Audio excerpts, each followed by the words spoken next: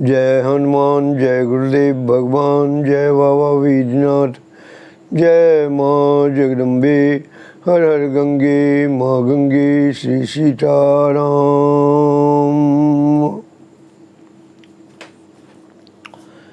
कल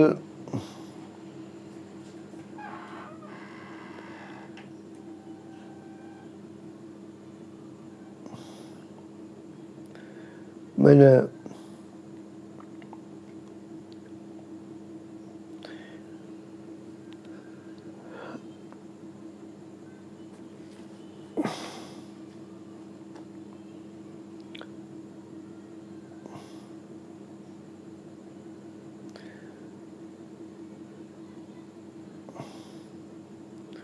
विनीत आत्मा परम पराक्रमी पवन कुमार भाग्यवान संपाति के एक एक शब्द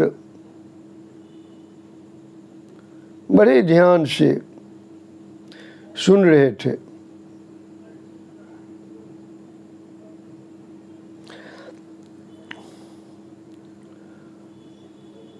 माता सीता का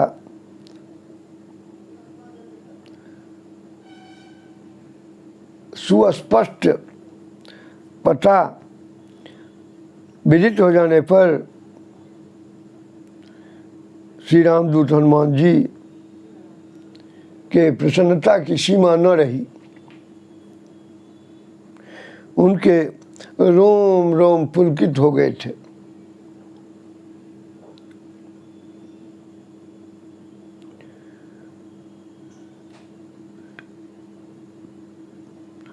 उसी समय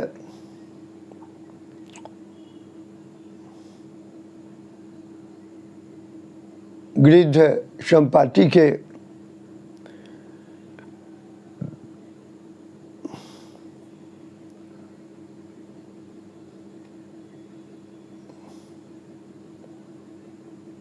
पंख हो गई थी, वो चले गए उड़ करके।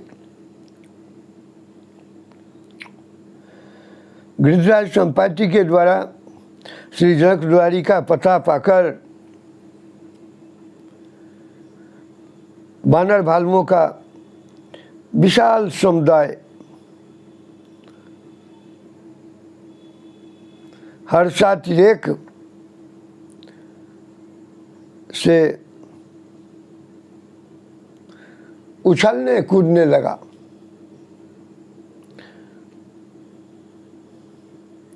किंतु जब वे लोग महान जलधि के तट पर पहुंचे तब जलधि का रोमांचकारी स्वरूप देखकर सहम उठे। भयानक गर्जन करते हुए उत्तुंग लहरों वाले असीम सागर के पार कैसे जाया जाए। समस्त बानर भालुओं को चिंतित, उदास और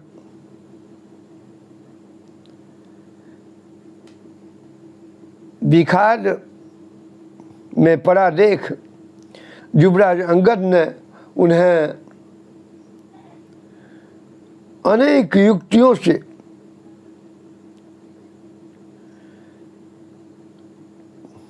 समझाकर आश्वस्त किया।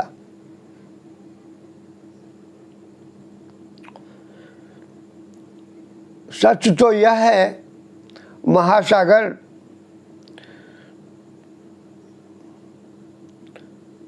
तुल्य वीर बानर और भालुओं की महान सेना को अंगद और श्री हनुमान जी ही सुस्थिर रखने में समर्थ हो सकते हैं।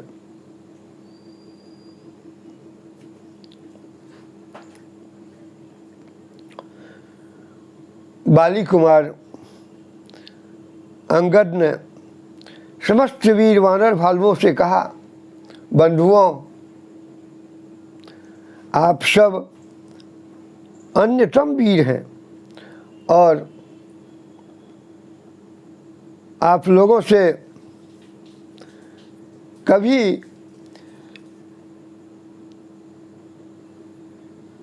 किसी की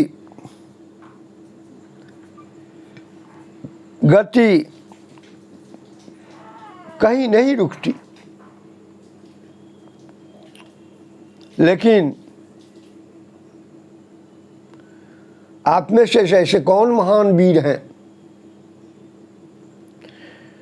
जो जगन माता जानकी का पता लगाने के लिए इस अपार समुद्र को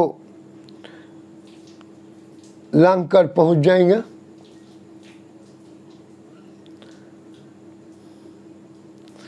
अंगद का वचन सुन पहले तो समस्त वानर भालू चुप हो गए, किंतु कुछ देर बाद गज नामक बानर ने कहा,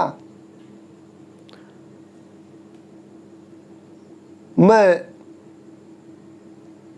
10 योजन तक छलांग लगा सकता हूं। इसी प्रकार गवास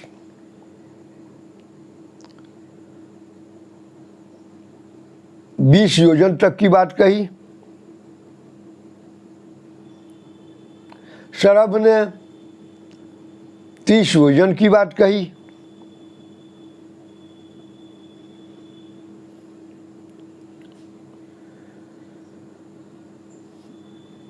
ऋषभ ने 40 योजन की बात कही, गंधमादन ने 50, मयंद ने 60, द्विविद ने 70,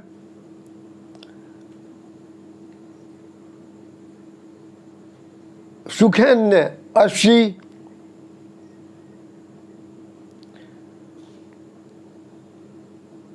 इस तरह से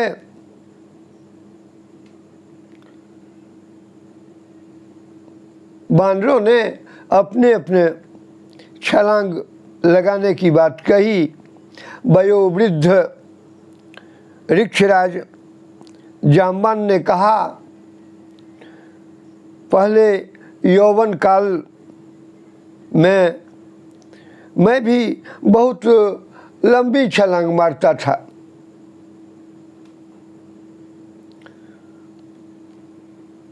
किंतु अब वह शक्ति मुझ में कहाँ रह गई।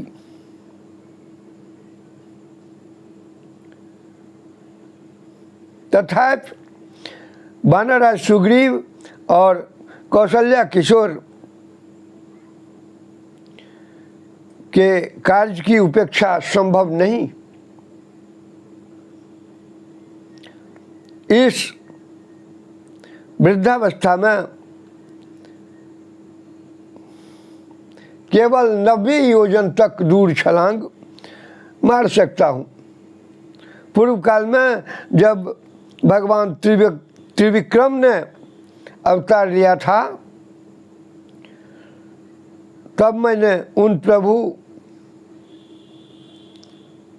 पृथ्वी के बराबर परिणाम वाले चरण की 21 बार परिक्रमा कर ली थी, परंतु अब इस महान समुद्र को लांघ जाना मेरे बस की बात नहीं। अंगद बोले, मैं समुद्र तो पार कर सकता हूँ किंतु लौट पाऊंगा कि नहीं, यह कहना संभव नहीं। अंगद के वचन सुनकर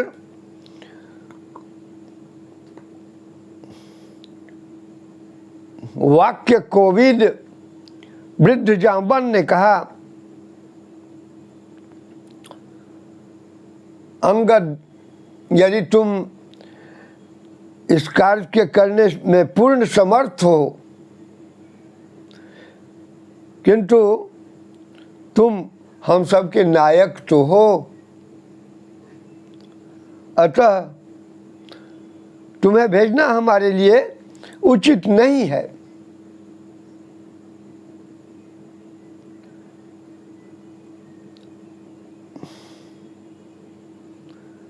तुम तो प्रत्येक रीति से रक्षणीय हो। अंगद ने उदास होकर कहा, तब तो समुद्रोल्लंघन संभव नहीं। फिर हम लोग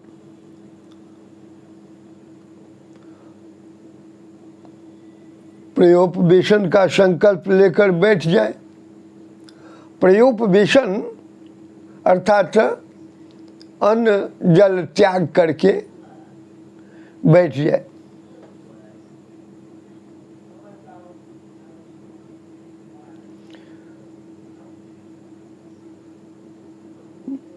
जामवान कहते हैं, नहीं बेटा,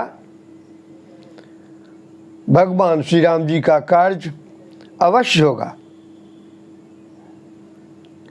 अंगद को आश्वासन करते हुए जामवान ने श्री अंजनानंदन की ओर देखा। वे सर्वथा मौन बैठे थे। ऋखराज को विदित था कि वे वज्रांग श्री हनुमान जी शाप के कारण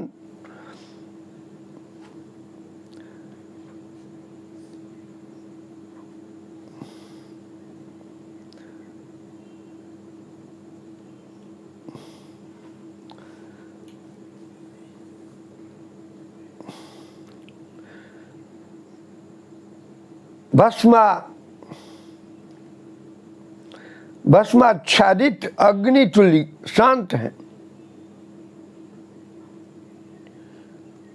इन्हें अपनी अपरिमेय शक्ति की स्मृत नहीं है, अन्यथा वे अपने स्वामी सुग्रीव के संकट स्थित को देखकर भी चुप कैसे रहते। वे निश्चय ही बाली को दंडित करते। जामवान ने श्री हनुमान जी को उनकी शक्ति का स्मरण दिलाते हुए कहा,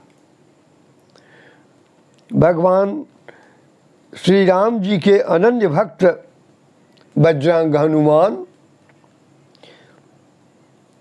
श्री राम जी के कार्य के लिए ही तुमने अवतार धारण किया है, फिर चुप क्यों बैठे हो?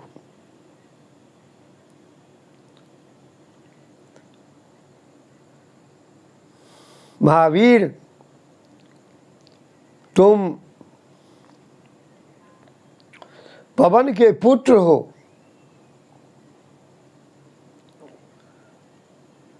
तुमने माता अंजना का दूध पान किया है। बाल्यकाल में ही तुम भगवान सूर्यदेव को अरुण फल समझकर उन्हें भक्षण करने के लिए एक ही छलांग में उनके पास पहुंच गए। ब्रह्मादि देवताओं ने तुम्हें अलौकिक वरदान दिए हैं। महावीर केसरी किशोर, तुम अपरिमित शक्ति संपन्न हो।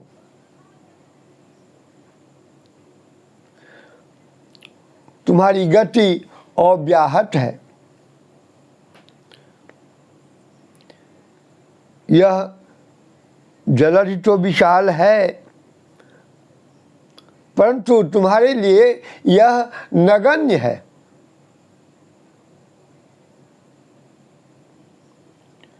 इसे उठो और समुद्र को लांघकर लंका पहुंच जाओ।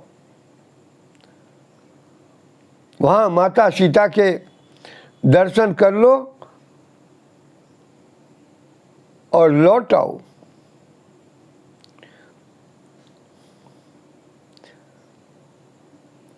जिससे इस बानर भालुओं के जीवन की रक्षा हो सकेगी। विवेक और ज्ञान के निधान वायुपुत्र, देखो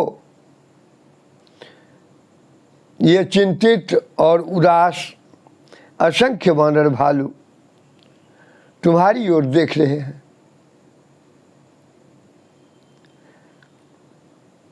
जामवंत जी के वचन सुनते ही भगवान की स्मृति में तल्लीन श्री हनुमान जी अपने बल और पराक्रम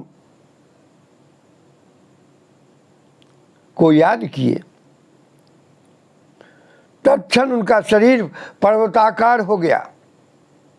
उन्होंने अपने में अपार शक्ति का अनुभव कर भयानक गर्जना की। उस गर्जना से धरती, आकाश तथा समस्त दिशाएं कांप उठी। कनक भूधराकार पवन कुमार ने गरजते हुए कहा, बानरों, मैं भगवान श्री राम जी की कृपा से आकाशचारी समस्त ग्रह नक्षत्र आदि को लांघकर आगे बढ़ने को तैयार हूँ। मैं चाहूँ तो समुद्रों को सोख लूँ, पृथ्वी को विदीर्ण कर दूँ और कूद कूद कर पर्वतों को विचूर्ण कर दूं। यह तुच्छ समुद्र मेरे लिए कुछ नहीं है। बताओ मुझे क्या करना है? कहो तो मैं लंका में जाकर उसे उठाकर समुद्र में डुबा दूं और माता सीता को यहाँ ले आऊं।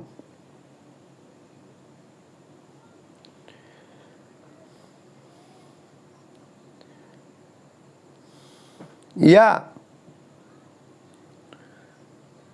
कहो तो रावण सहित संपूर्ण लंका को जलाकर राख कर दूं। या कहो तो राक्षस राज रावण को कंठ में रस्सी लगाकर उसे घसीटते हुए यहाँ लाकर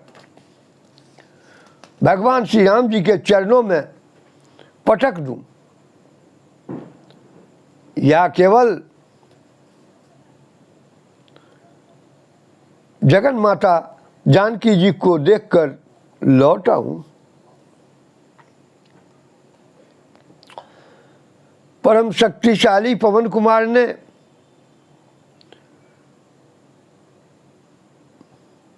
इस तरह के वचन गर्जना करते हुए बोले,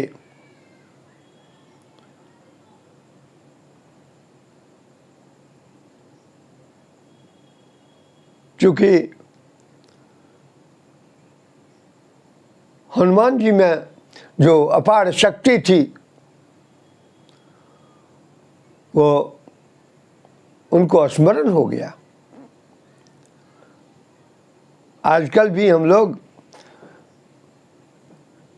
हनुमान चालीसा, भगवान नाम से हनुमान जी को जगाते ही हैं।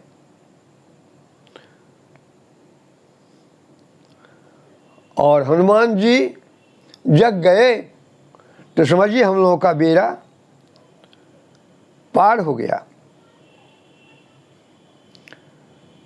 जामवन ने प्रसन्न होकर कहा, तात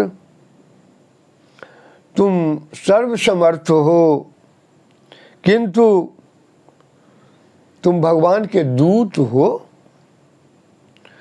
तुम केवल सीता माता का दर्शन कर उनका समाचार लेकर आओ। इसके बाद भगवान श्री राम जी वहाँ जाकर असुर कुल का उद्धार करेंगे।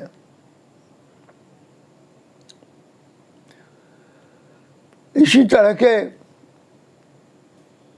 वचन जामवन जी जो कहे हैं, वही वचन तुलसीदास जी के शब्दों में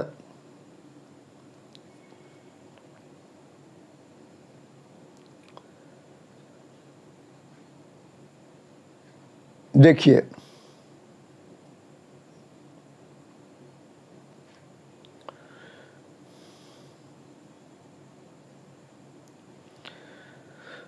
धन धन महावीर बलवान, रण में बाजी लड़वैया। धन धन महावीर बलवान, रण में बाजी लड़वैया। अंगद कहे जाऊं मैं पारा, जिय संशय कछु फिरती वारा। जामवंत कह तुम सब लायक, पठिए किमि सब ही करनायक। कहे रीछपति सुनु हनुमाना, का चुप साधि रहु बलवाना। बाजी लड़वैया, धन धन महावीर बलवान, रण में बाजी लड़वैया। पवन तनय बल पवन समाना, बुद्धि विवेक विज्ञान निधाना। कौन सा काज कठिन जग माही, जो नहीं होए तात तुम पाही। बाजी लड़वैया, धन धन महावीर बलवान, रण में बाजी लड़वैया। राम काज लगी तब अवतारा, सुनतहि भयउ पर्वताकारा। सिंहनाद करि बारहि बारा, लीलउ नागो जल निधि खारा। बाजी लड़वैया, धन धन महावीर बलवान, रण में बाजी लड़वैया। सहित सहाय रावण ही मारी, आनो यहाँ त्रिकूट उपारी। जामवंत में पूछऊँ तो ही, उचित सिखावन दीजहु मोही। बाजी लड़वैया, धन धन महावीर बलवान, रण में बाजी लड़वैया।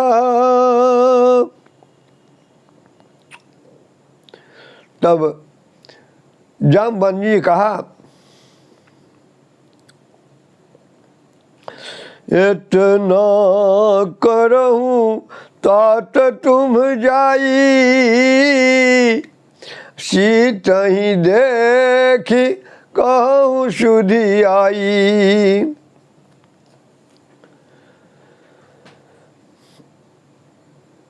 वृद्ध बानर भालुओं के आशीर्वाद से प्रसन्न होकर महापराक्रमी शत्रुमर्दन श्री रामदूत हनुमान जी उछलकर महेंद्र पर्वत के शिखर पर चढ़ गए। उनके चरणों के आघात से पर्वत नीचे धंसने लगी और वृक्षों सहित पर्वत श्रृंग टूट टूट कर गिरने लगे। उस समय समस्त प्राणियों को वायुपुत्र महात्मा हनुमान जी महान पर्वत के समान विशालकाय सुवर्ण वर्ण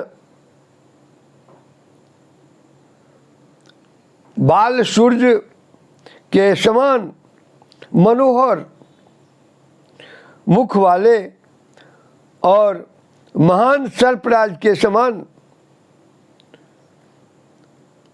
दीर्घ भुजाओं वाले दिखने लगे। समुद्र पार करने के लिए प्रस्तुत आंजनेय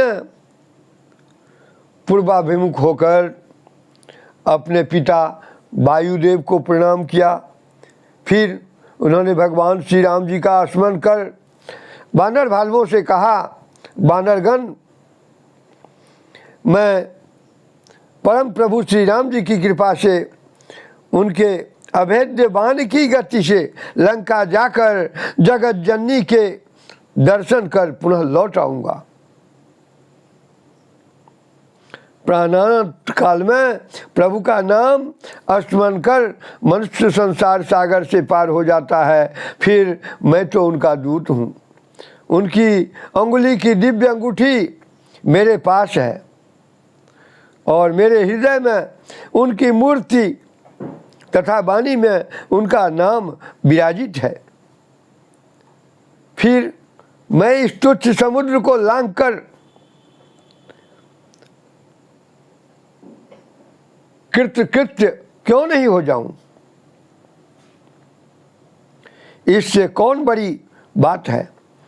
आप लोग मेरे लौटने तक कंदमूल का आहार लेकर यहीं मेरी प्रतीक्षा करें। उस समय वायुनंदन में तेज, बल और पराक्रम का अद्भुत आवेश था।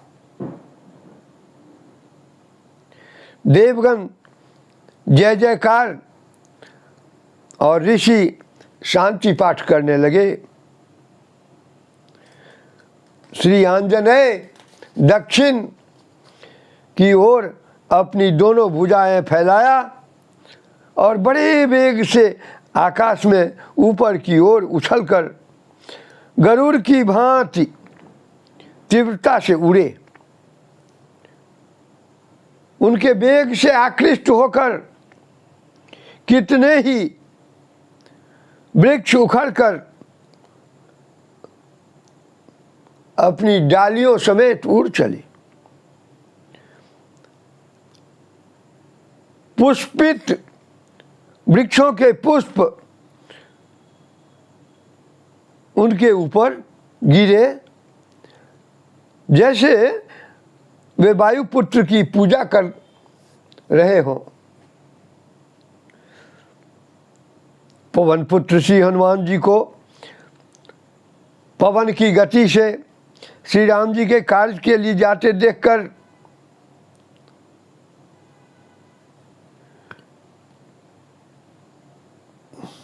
सागर ने सोचा,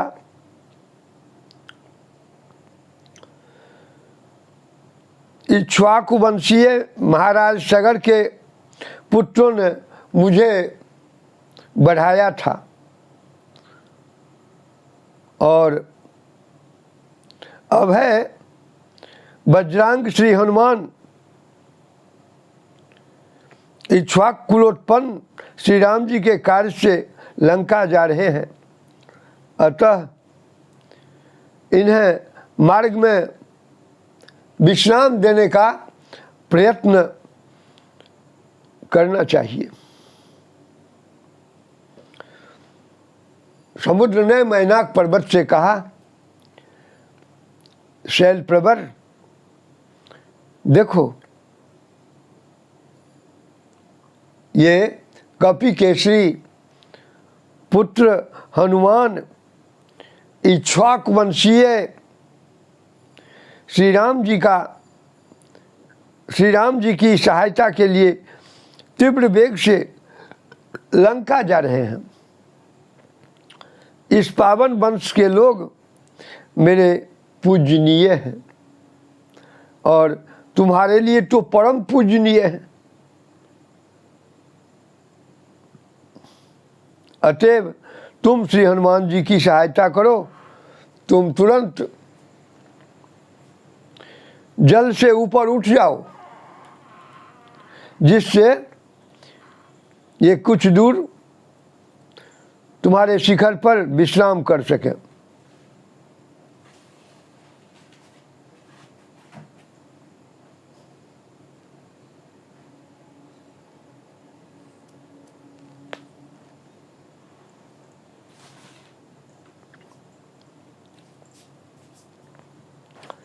मैनाक अपने अनेक स्वर्ण एवं मणिमय शिखरों सहित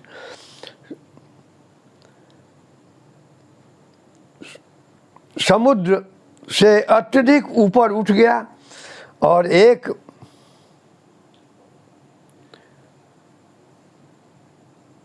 श्रृंग पर मनुष्य के वेश में खड़े होकर उसने श्री हनुमान जी से प्रार्थना की, कपिश्रेष्ठ, आप वायु के पुत्र हैं और उन्हीं की भांति शक्ति संपन्न हैं। आप धर्म के ज्ञाता हैं। आपकी पूजा होने पर साक्षात वायुदेव का पूजन हो जाएगा। पूजिते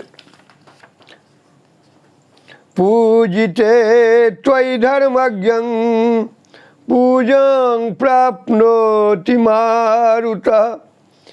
इसलिए आप अवश्य मेरे पूजनीय हैं। पहले पर्वतों के पंख होते थे, वे आकाश में वेग पूर्वक इधर उधर उड़ा करते थे। इस प्रकार उनके उड़ते रहने से देवताओं, ऋषियों एवं समस्त प्राणियों के मन में भय व्याप्त हो गया।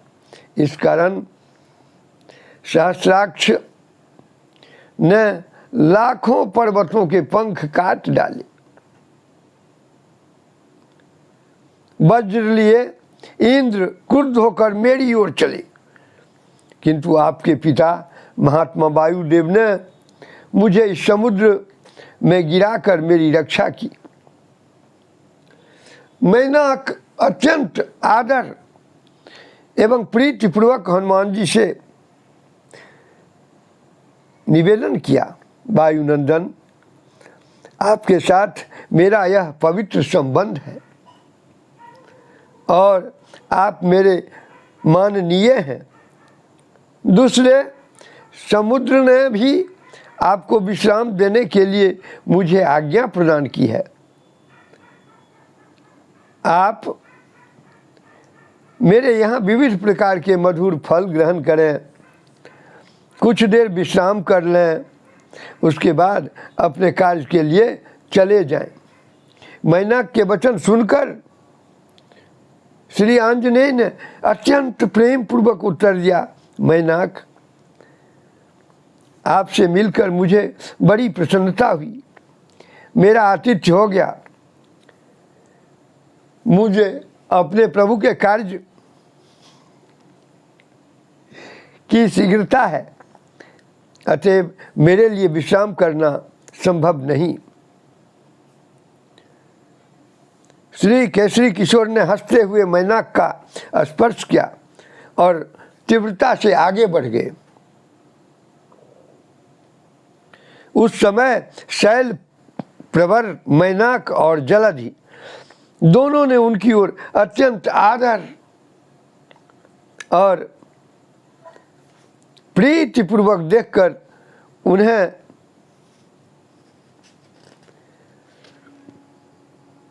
आशीर्वाद प्रदान किया। श्री केसरी किशोर को श्री रामचंद्र जी के कार्य के लिए वेग पूर्वक लंका की ओर जाते देखा तो देवताओं ने उनके बल और बुद्धि का पता लगाने के लिए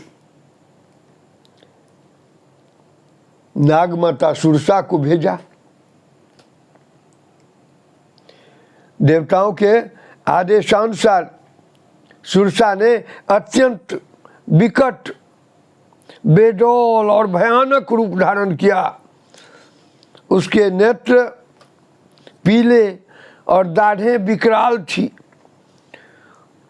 वह आकाश को स्पर्श करने वाला विकटतम मुंह बनाकर श्री हनुमान जी के मार्ग में खड़ी हो गई। श्री हनुमान जी को अपनी ओर आते देख नागमाता ने कहा, महामते, मैं तीव्र क्षुधा से व्याकुल हूँ। देवताओं ने तुम्हें मेरे आहार के रूप में भेजा है।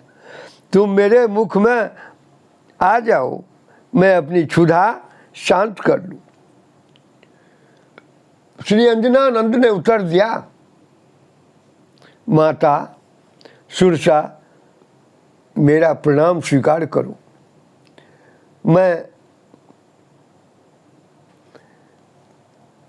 आर्त त्राण परायण श्री रघुनाथ जी के कार्य से लंका जा रहा हूँ। इस समय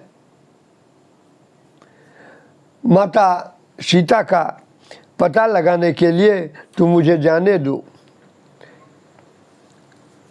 वहाँ से शीघ्र ही लौटकर तथा श्री रघुनाथ जी को माता सीता का कुशल समाचार सुनाकर मैं तुम्हारे मुख में आऊँगा, प्रविष्ट कर जाऊँगा। किंतु श्री रामदूत के बल बुद्धि की परीक्षा के लिए आई सुरसा उन्हें किसी प्रकार आगे नहीं जाने देती थी। तब श्री हनुमान जी उससे कहा, अच्छा तू मुझे भक्षण कर। सुरसा ने अपना मुंह 1 योजन विस्तार फैलाया ही था कि श्री वायुनंदन ने तुरंत अपने शरीर 8 योजन का बना लिया। उसने अपना मुंह 16 योजन का विस्तृत किया। तब पवन कुमार तुरंत 32 योजन के हो गए। सुरसा जितना ही अपना विकराल मुंह फैलाई, व्यक्तकाय श्री हनुमान जी ने उसके दुगुना आकार के विशाल हो जाते थे। जब सुरसा ने अपना मुंह 100 योजन का विशाल बना लिया, तब श्री वायुपुत्र अंगूठे के समान अत्यंत छोटा रूप धारण कर उसके मुख में प्रवेश कर गए। सुरसा अपना मुंह बंद करने ही जा रही थी कि महामति श्री आंजनेय उसके मुख से बाहर निकल आए और विनयपूर्वक कहने लगे, माता, मैं तुम्हारे मुंह में जाकर निकल आया। तुम्हारी बात पूरी हो गई। अब मुझे अपने प्रभु के आवश्यक कार्य के लिए जाने दो। सुरसा तो केवल रामदूत की परीक्षा करना चाहता था। उसने कहा, वायुनंदन, निश्चय ही तुम ज्ञान निधि हो। देवताओं ने तुम्हारी परीक्षा के लिए मुझे भेजा था। मैं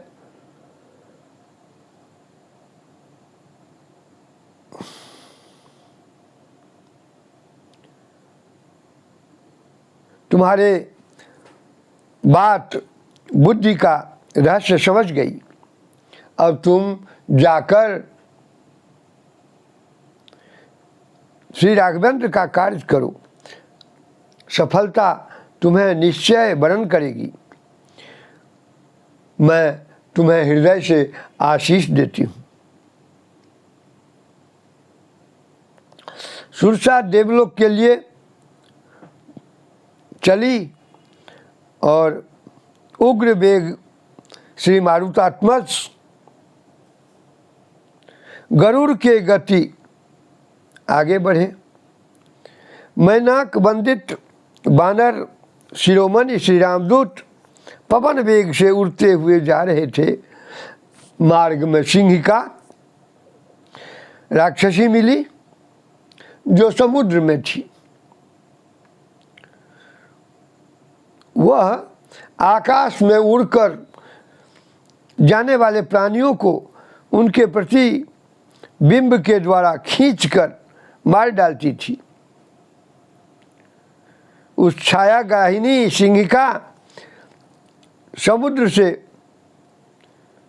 श्री पवन पुत्र की भी छाया पकड़ ली। श्री हनुमान जी की गति अवरुद्ध हो गई। आश्चर्य में पड़े रामदूत ने चारों ओर दृष्टि फैलाई, पर उन्हें कहीं कोई दिख न पड़ा।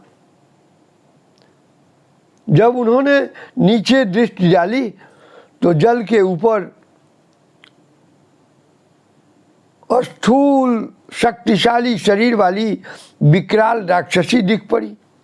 बस विशालकाय श्री हनुमान जी वेग पूर्वक सिंहिका के ऊपर कूद पड़े। बुर्राकार महातेजस्वी श्री हनुमान जी का भार वह राक्षसी कैसे सह पाती।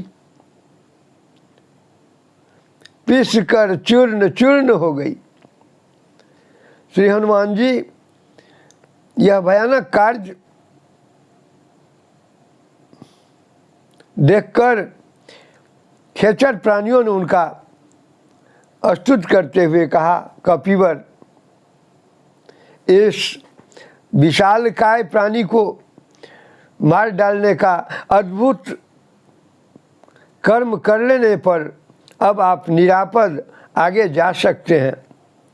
वानरेंद्र, जिस पुरुष में आपके समान धैर्य, समझ, बुद्धि और कुशलता ये 4 गुण होते हैं, उसे अपने कार्य में कभी असफलता नहीं होती।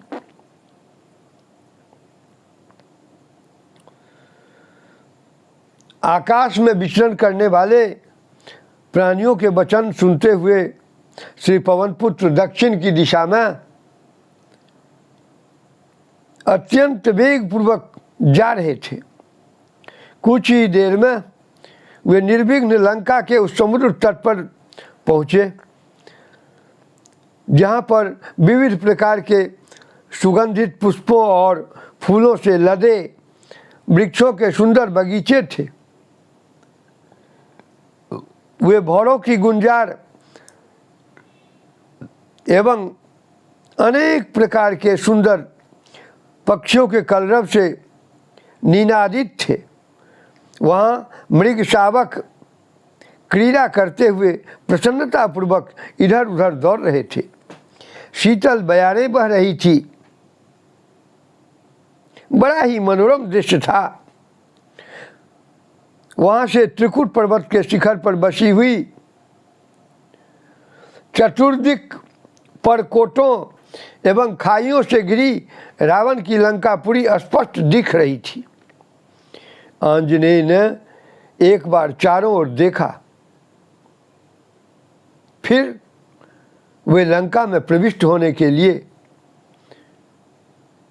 विचार करने लगे। उन्होंने सोचा,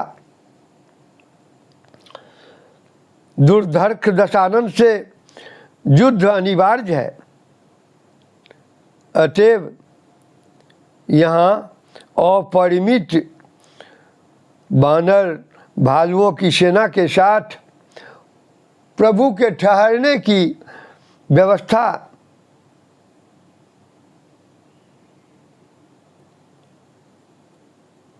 स्थान और जल, फल इत्यादि के सुपार्श का भी पता लगा लेना चाहिए। यह दुर्ग अत्यंत दुर्गम प्रतीत होता है, अतएव आक्रमण की दृष्टि से वहाँ की एक एक बात जान लेना आवश्यक है। किंतु इस विशाल देश में दिन के प्रकाश में तो असुरों को मेरे आगमन का रहस्य विदित हो जाएगा। अतएव रात्रि सूक्ष्म वेश में इस दुर्ग के भीतर मेरा प्रवेश करना ठीक होगा। चूँकि हनुमान जी राम जी के दूत हैं, सेवक भी हैं,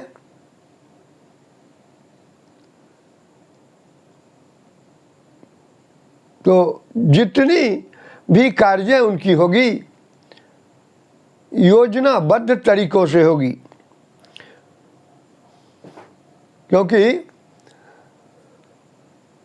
दूत का कार्य योजनाबद्ध तरीकों से ही होता है। आंजनेय उछलकर एक पर्वत पर चढ़ गए और वहाँ से लंकापुरी को देखने लगे। वह पुरी अत्यंत सुदृढ़ दुर्ग थी और उसकी सुंदरता अनिर्वचनीय थी। उसके चारों ओर समुद्र थे, उसके परकोटे सोना के थे, उसके सभी द्वार स्वर्ण निर्मित थे, प्रत्येक द्वार पर नीलम के चबूतरे थे। वहाँ के सुविस्तृत पथ स्वच्छ एवं आकर्षक थे। रावण द्वारा पालित लंकापुरी में स्थान स्थान पर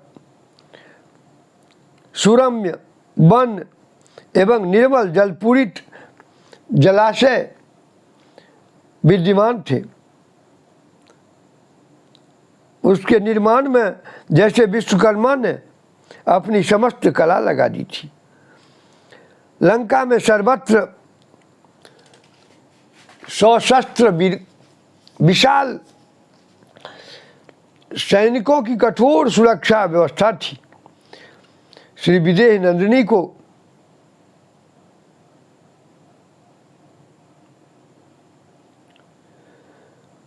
हर कर लाने के बाद रावण ने वहाँ की रक्षा व्यवस्था और सुदृढ़ कर दी थी।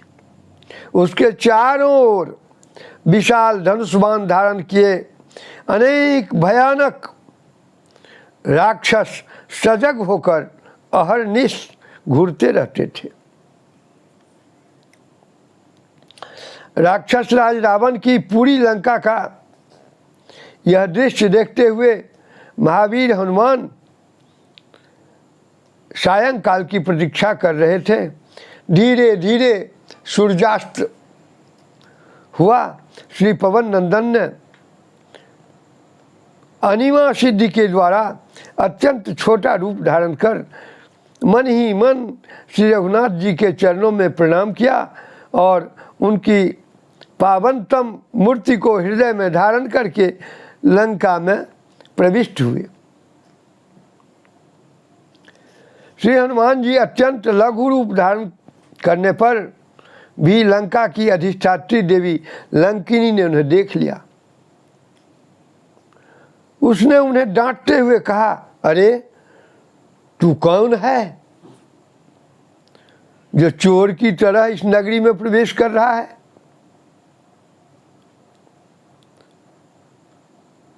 अपनी मृत्यु के पूर्व अपना रहस्य प्रकट कर दे।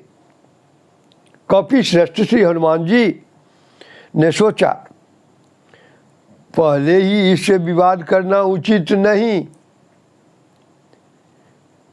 यदि और राक्षस आ गया तो यहीं ही युद्ध छिड़ जाएगा। और माता सीता का पता लगाने के कार्य में विघ्न पड़ जाएगा। बस उन्होंने उसे स्त्री समझकर उस पर बाएं हाथ की मुट्ठी से प्रहार किया। लंकी के नेत्रों के सम्मुख अंधेरा छा गया। वह रुधिर बमन करती हुई पृथ्वी पर गिरकर मूर्छित हो गई, किंतु कुछ ही देर में वह पुनः संभल कर बैठ गई। अब लंकिनी ने उन अम्भोधिलंघक बानर शिरोमणि से कहा, श्री रामदूत हनुमान, तुमने लंकापुरी पर विजय प्राप्त कर ली, जाओ तुम्हारा कल्याण हो। अब सीता के कारण दुरात्मा रावण का विनाश काल अत्यंत निकट आ गया है। बहुत पहले चतुर्मुख ब्रह्मा ने मुझसे कहा था कि त्रेता युग में साक्षात क्षीरोदधिशायी अविनाशी नारायण दशरथ कुमार श्री राम रूप में अवतीर्ण होंगे। उनकी सहधर्मिणी महामाया सीता देवी का रावण हरण करेगा। उन्हें खोजते हुए जब रात्रि में एक बानर लंका में प्रवेश करेगा, उसके मुष्टि प्रहार से तू व्याकुल हो जाएगी। तब समझना अब असुर कुल ध्वंस हो जाएगा। आज मुझे राम भक्त का दर्शन हुआ, आज मैं धन्य हूँ। श्री हनुमान जी भगवान का स्मरण करते हुए सूक्ष्म शरीर धारण कर दुर्भेद लंका में प्रविष्ट किए। आज मैं यहीं पर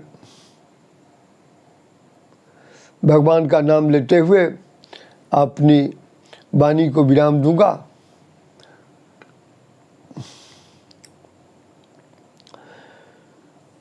श्री हरि नारायण नारायण नारायण, श्री हरि नारायण नारायण नारायण नारायण नारायण नारायण नारायण नारायण नारायण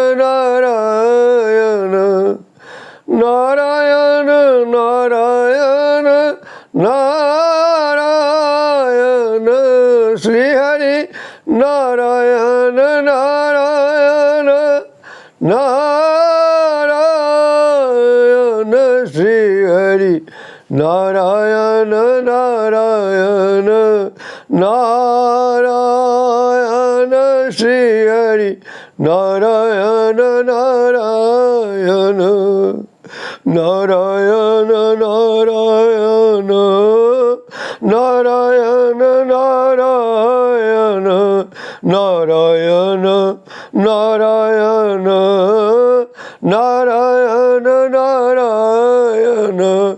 नारायण नारायण नारायण नारायण, श्री हरि नारायण नारायण नारायण, श्री हरि नारायण नारायण।